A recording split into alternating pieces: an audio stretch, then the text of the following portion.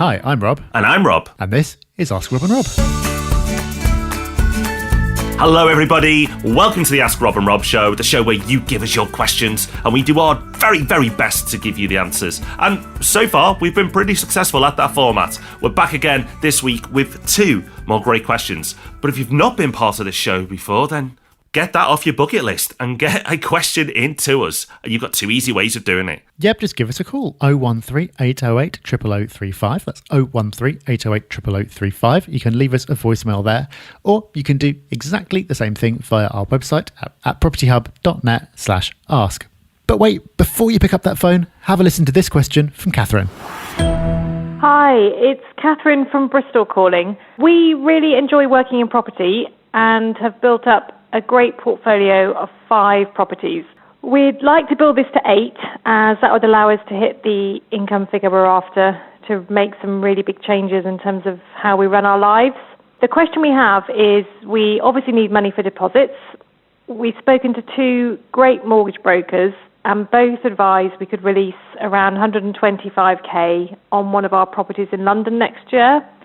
But to do so, we'd have to move off amazing current rate we have, which is 1.54, onto either a top slicing product, if we're lucky, 2.2, or a standard product with another provider at more like 3.3, 3.4. This would mean that in releasing the extra money, we'd automatically pay either 5 or 9k more each year in mortgage costs on our London property, which would obviously wipe out a lot of the profit we'd make short term on the additional properties we purchase. The great rate is historical and is pre the additional stress testing which came in on rents. So for us to gain that rate elsewhere, rents would have to increase substantially, which doesn't seem likely in the short term. The other option is to bide our time and wait another 3 years until a couple of the other properties come up, which would mean we could equity release on these and retain our really great rates on the London property. Really welcome your advice to what our best next step should be. And thanks for all your help and advice. We listen every week and have learned so much. Thank you. Thanks, Catherine. Thank you for your question. And it sounds like you're in quite a tricky predicament, and it can probably feel quite overwhelming. However, here's the good news. It shouldn't be. And actually, working out whether you should do this or not is a case of just looking at the numbers. So if you refinance, your rates are going to go up, and therefore the cost each month is going to go up. Now, that may put a lot of people off, but actually it might be worthwhile doing. But the way to find out, as I said, is looking at the numbers. So take your borrowing costs and then look at the 125k and work out as a percentage how much that is each year of that 125k. Now, let's say, for example, that is 5%. You would then look at what you would invest in and go, right, okay, can I go invest elsewhere and get a return of higher than that 5%? You probably can. And if you can get it in an area where there's capital growth prospects as well, then even better. So therefore, you go, okay, numbers-wise, this actually makes sense for me to go through with this and invest. It's opportunity cost. That amount of money, what's the cost of taking it out and using it or not using it? And you just run those numbers. But in another scenario, let's say those borrowing costs, when all considered, end up being more like 8 or 9%, because obviously you're including the additional increase on your current lending amount as well.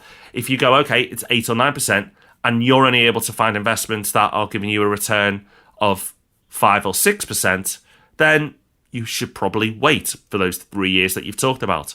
Run the numbers, because that'll give you the confidence to make the decision. Okay, some great advice there for Catherine. Let's see if we can repeat the trick for Ben. Hi, Rob and Rob. It's Ben here from Aberdeen. I only discovered the property podcast about 3 or 4 weeks ago, but in that time I've worked my way through well over a year into the back catalogue. I've one buy-to-let for about 6 years now, but just last week I bought a further 2, all in a small town where I grew up. My question is this. You frequently cover property hotspots in the northern powerhouse of England, such as Liverpool, Manchester, etc., etc. However, where in Scotland would you recommend investing? I want to move my focus away from my hometown, but not sure where is best. Places on my radar are places like Kilmarnock, Paisley, and the Falkirk or Grangemouth area, because my main goal and driver at this stage of my property journey is cash flow. Longer term, I'd like to look at Edinburgh, but I think it might be just too competitive for me right now. I would love to hear your thoughts on the Scottish market. Many thanks and keep up the great work. Ben, thank you for getting in touch. And yes, we don't talk about Scotland all that much because we don't personally invest up there, but there are some fantastic areas for investing in Scotland. And the great thing about Scotland in general is there are so many different types of areas depending on what you're looking for. So you're in Aberdeen, where the property market is interesting. Probably one to stay away from unless you want a bit of a roller coaster ride and you've got a strategy to take advantage of the fact that that market does have a lot of peaks and troughs driven by the oil price. But there are lots of other places you could go instead. So if you're looking for yields, there are lots of places on the west coast that are particularly strong for that. If you're looking for capital growth, maybe somewhere like Glasgow, where prices are growing and there's lots going on. Or if you're looking for somewhere super strong, ultra safe, where prices are a bit higher, but there's going to be plenty of demand, then you've got Edinburgh. Then, of course, Glasgow and Edinburgh have also got lots of commuter towns. There are places like Stirling that are very strong because they're well positioned for both. There's loads and loads of choice. It should all be driven, though, by what it is that you want from an investment. Pick the characteristics that you're looking for, then find an area to match. We went into different areas of Scotland in a lot more detail back in episode 210 of the Property Podcast. So we'll link to that in the show notes. You can go check that out, and hopefully that will point you towards where to put your cash to work.